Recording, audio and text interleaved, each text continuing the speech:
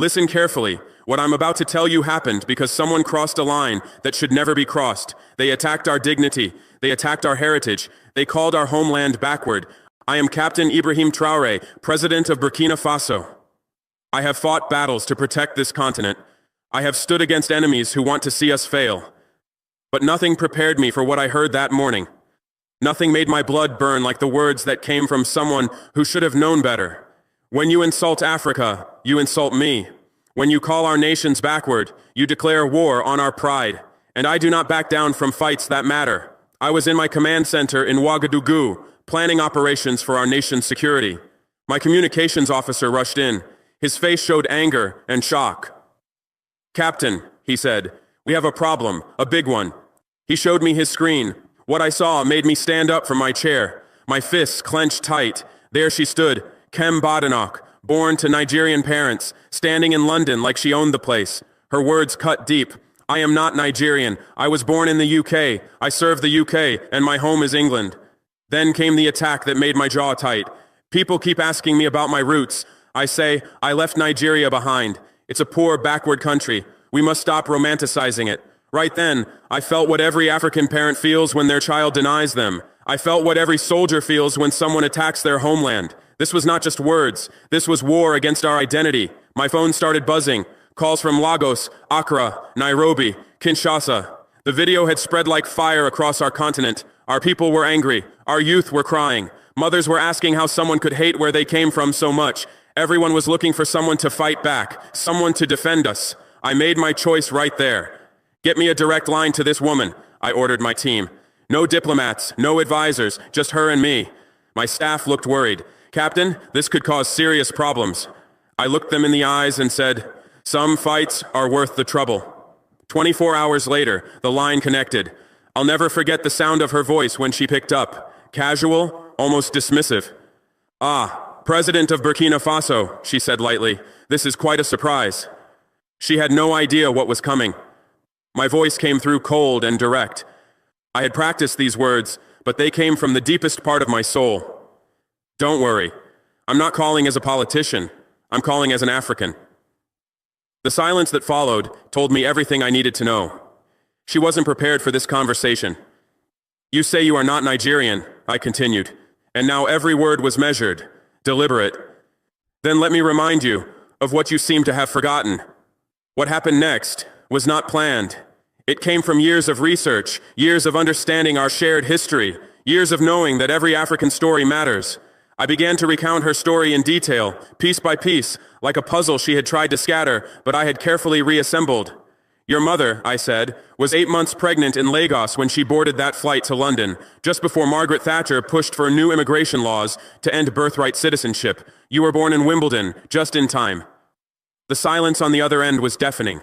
But I wasn't finished. I had done my homework. "After that, you were sent back to Nigeria. Do you remember? You grew up in Lagos. You studied in local schools. You ate jollof rice on the streets. You were a teenage Nigerian girl, dancing at cultural festivals, speaking Yoruba fluently, writing poems about the homeland you now call backward." My voice grew firmer because this wasn't just about her anymore.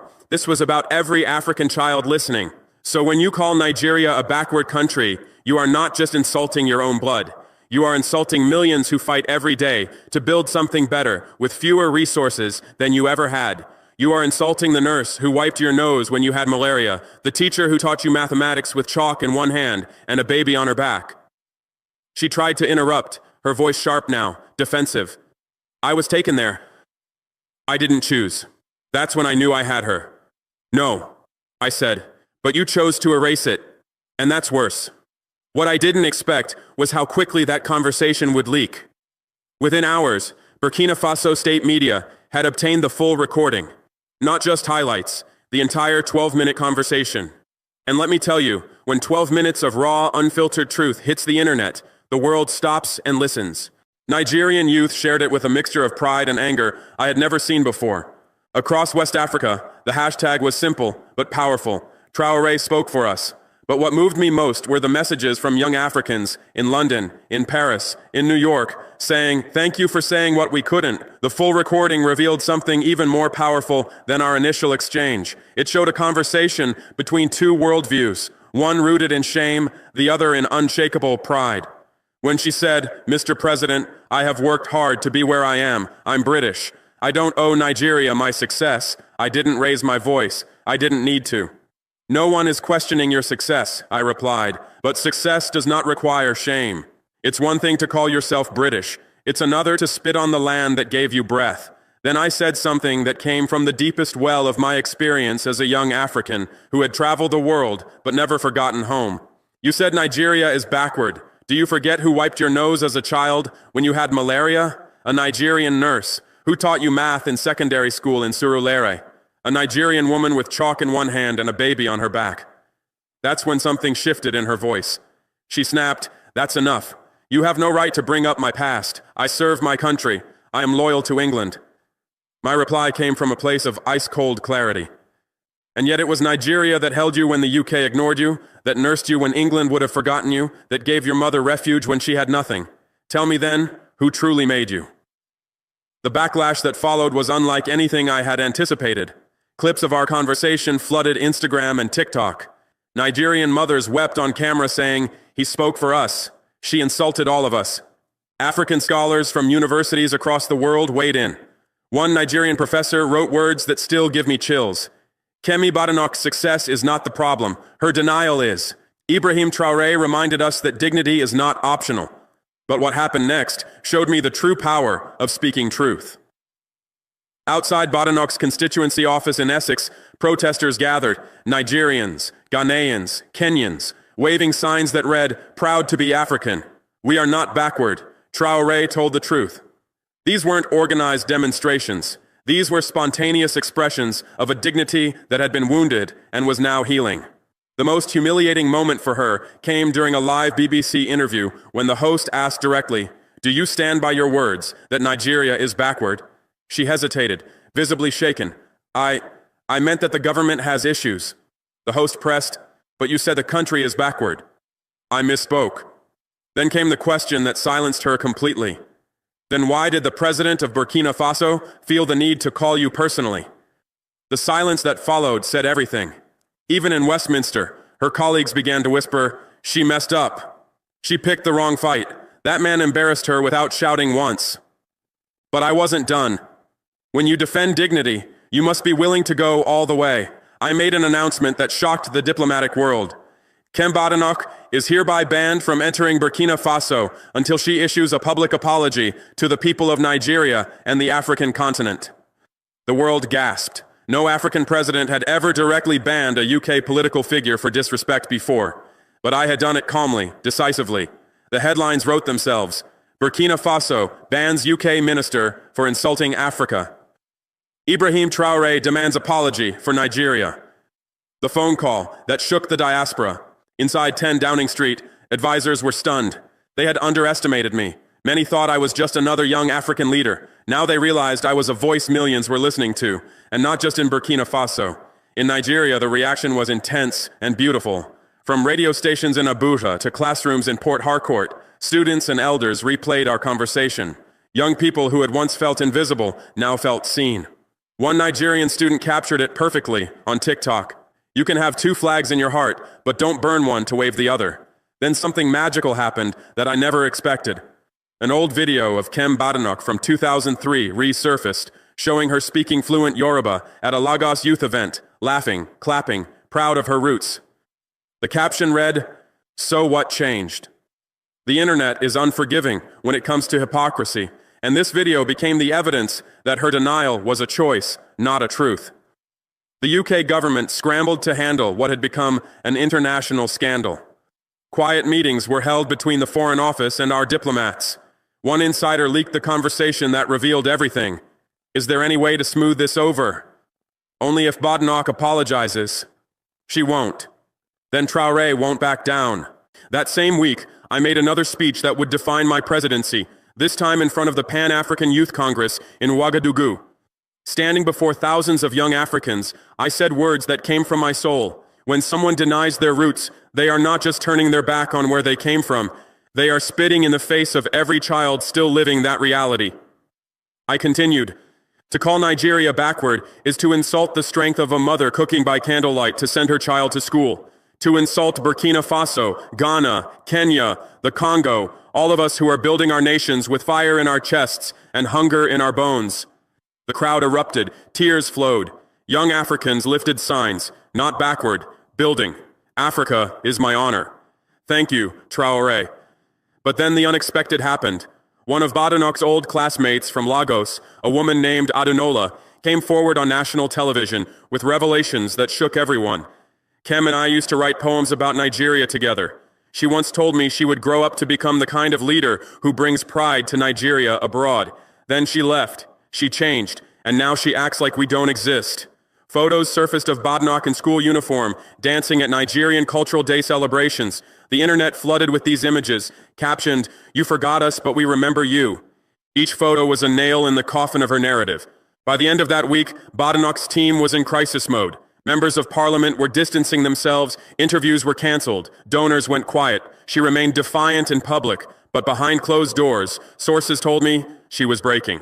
Meanwhile, I had moved on to my next meeting, calm, focused, unapologetic. But what I didn't know was that a British intelligence report had labeled me the most influential African leader under 40 and the most unpredictable. Soon, there would be an attempt to silence me, but they would learn, as others had, that truth cannot be buried. The smear campaign began quietly, with leaked documents claiming I had accepted undeclared funds from unnamed foreign entities. No evidence, just bold headlines and grainy photos. Burkina Faso's strongman under fire. Is Traoré really Africa's new hope, or just another tyrant? I was ready. I called an emergency press conference in Ouagadougou. The room was packed with international media from London, Paris, Washington, and Johannesburg. Holding up the alleged documents, I said calmly, "These are fabrications. Nothing in them is real. They are not a threat to me, but they are a threat to truth." Then I dropped a bombshell that silenced my critics. I have already asked Burkina Faso's Anti-Corruption Commission and an independent African oversight group to investigate me fully. Everything. I invite international observers. I have nothing to hide. I stared directly into the camera. Let them search. Let them dig. I will not be brought down by shadows and whispers. The response was immediate. In Lagos, in Bamako, in Johannesburg, in Nairobi, people erupted in applause. But the next twist was even more shocking. A retired MI6 officer named Paul Hargrave stepped forward with a video confession. There was a coordinated attempt to damage Ibrahim Traoré's reputation. I know because I saw the memos. The target was never just him. It was his influence across Africa. Suddenly, everything made sense. The leaks, the headlines, the timing. It wasn't about corruption. It was about fear. Fear of a new Africa that couldn't be controlled. Kemi Badenoch, now isolated and heavily criticized, made one last desperate attempt.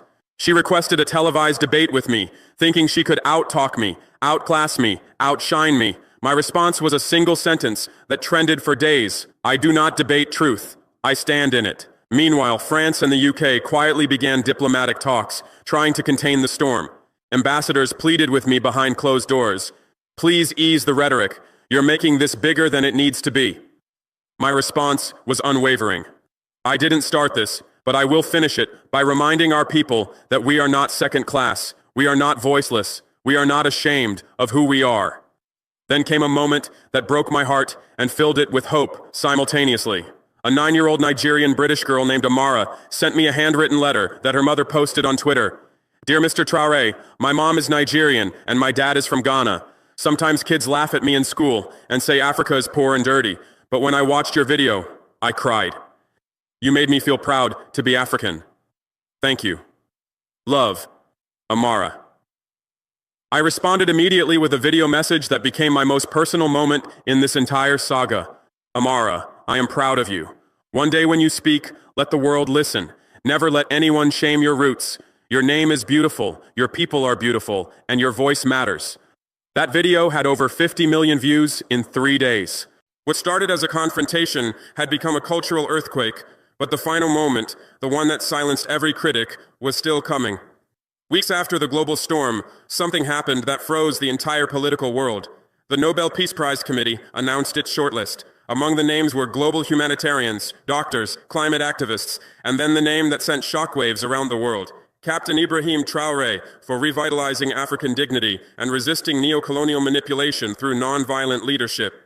Even I was surprised. I hadn't lobbied. I hadn't asked. But the world had been watching. Badenoch's reaction was pure fury. Her aides leaked that she was deeply offended by the nomination and believed it was a joke. She posted on social media, "We reward populists now?" What does this say about serious leadership? But it backfired spectacularly. Under her post, thousands responded, "He didn't beg to be respected. He earned it. You attacked your own heritage. Traoré defended it. Who are you to speak on African leadership?" Something unprecedented happened in Nigeria. Thousands marched in support of my nomination, not because I was fighting for them specifically, but because I stood for what many wish their own leaders stood for: courage, pride, and dignity. Placards read, "He made us proud to be African again." This Nobel is for all of us. We need more leaders like Traoré. Then came a twist that even I couldn't have predicted. A high-ranking official inside Nigeria's presidential office leaked a secret. President Bola Tinubu had privately written to the Nobel Committee, asking them to reconsider my nomination, calling it divisive. When that letter went public, it created a massive scandal. I didn't say a word. I didn't need to. The Nobel Committee stood firm with a statement that gave me chills. Leadership is not measured by how many friends one has, but how many truths one dares to speak. In the midst of all this global attention, I did something that reminded me why I became a leader in the first place. I visited a local school in Ouagadougou. I sat with children, helped them draw maps of Africa, and asked them, "If you could say one thing to the world, what would it be?" One little girl smiled and said something that still moves me to tears. I would say, "Africa is not poor. We are just beginning." I smiled back and said, "Yes, and we will begin with truth." That moment, filmed and shared online, became the most watched African video of the year, over 100 million views. And in London, a former UK parliamentarian admitted on camera, Kemi's mistake wasn't just political, it was generational. The future belongs to people like Traoré, people who can't be bought or bent. That night, I walked alone through the presidential gardens. No cameras, no speeches, just a quiet man carrying the hopes of millions. Whether I won the Nobel Peace Prize or not, one truth had already been written into history. We had changed the game, not just for Burkina Faso, not just for Nigeria, but for an entire continent rediscovering its voice. Today, when young Africans around the world face discrimination, when they're told to be ashamed of where they come from, when they're pressured to deny their roots for acceptance, they remember this story. They remember that dignity is not negotiable. They remember that success without self-respect is just sophisticated slavery. My name is Ibrahim Traoré. I am the president of Burkina Faso. I am African, and I am proud. And if defending that pride makes me controversial, so be it. Some battles are worth fighting, not because victory is guaranteed, but because silence is surrender. This is our time. This is our moment. And we will not be ashamed.